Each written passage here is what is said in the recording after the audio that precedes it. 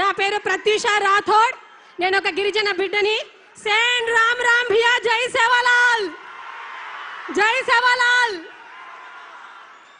అయితే ముందుగా నేను ప్రతి ప్లాట్ఫామ్ మీద నుంచి కేసీఆర్ గారికి ఒక చిన్న థ్యాంక్స్ ఇక్కడ నుంచి సెండ్ చేద్దాం అనుకుంటున్నాను.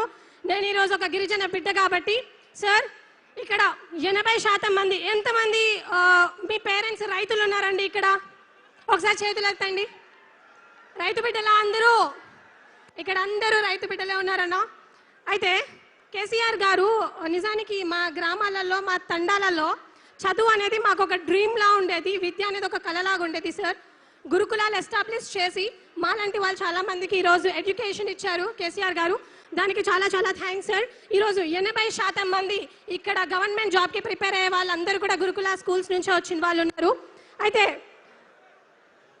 ప్లీజ్ ఒక్క 5 minutes నేను కంప్లీట్ చేస్తాను. అయితే ఈరోజు చాలామంది మా పేరెంట్స్, మా తల్లిదండ్రులు ఎవరైతే ఉన్నారో వాళ్ళు మిరప తోటల్లో పనిచేసి రూపాయి సేవ్ చేసుకొని మా కోసం చదువుకోండి అని చెప్పి మమ్మల్ని ఇక్కడికి పంపిస్తుంటే రేవంత్ రెడ్డి గారి సర్కార్ మాత్రం ఎటువంటి జాబులు, ఎటువంటి నోటిఫికేషన్స్ ఇవ్వకుండా మమ్మల్ని మభ్య పెడుతూనే ఉన్నారు. అయితే నేను ఒక చిన్న విషయం చెప్తాను సార్. ఈరోజు నా తల్లి కూడా పట్టీలు అమ్మేసి మరి చదువుకోవడానికి నాకు పెట్టింది. సో ఆ దయ వల్ల నేను ఇక్కడికి వచ్చాను. ఇక్కడ ఎంతో మంది పేరెంట్స్ చాలా కష్టపడి చదివించుంటారు. So I just want to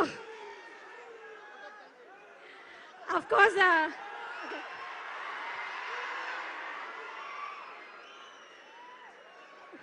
ఈరోజు కాంగ్రెస్ ప్రభుత్వము ఇష్టం వచ్చినట్టు జీవోలు తీసుకొచ్చి విద్యార్థుల గొంతు కోసే విషయం అందరికీ వాస్తవమే. నేను అందులో ఒకే ఒక జీవో గురించి మాట్లాడుతున్నాను. And more over, according to periodic labour force survey, ఈరోజు ఇండియాలో అన్ఎంప్లాయ్మెంట్ 5.6% ఉంటే తెలంగాణలో ఇంకా ఎక్కువ ఉంది. అసలు ఇంత అన్ఎంప్లాయ్మెంట్ ఉండడానికి రీజన్ కేంద్రంలో, రాష్ట్రంలో దద్దమ్మలు కూర్చున్నారు. చదువుకొని వాళ్ళు కేంద్ర ప్రభుత్వంలో, రాష్ట్ర ప్రభుత్వంలో కూర్చున్నారు. కాబట్టి ఈ రోజు మనకు ఉద్యోగాలు లేవు. ఈ రోజు దేశం అనేది ఇంత ఘోరంగా అయిపోయింది. నేను ఒకటే విషయం చెప్తాను అందరికీ.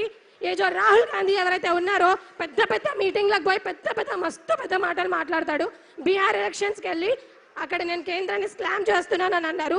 जो राहुल गांधी है, जो राहुल गांधी जो संविधान पकड़ के सारा देश घूमता है और बोलता है कि रिजर्वेशन लागू होनी चाहिए, सोशल जस्टिस लागू होनी चाहिए, डेमोक्रेसी लागू होनी चाहिए, लेकिन जहां उनकी सरकार है तेलंगाना में, यहाँ रिजर्वेशन लागू नहीं होती है.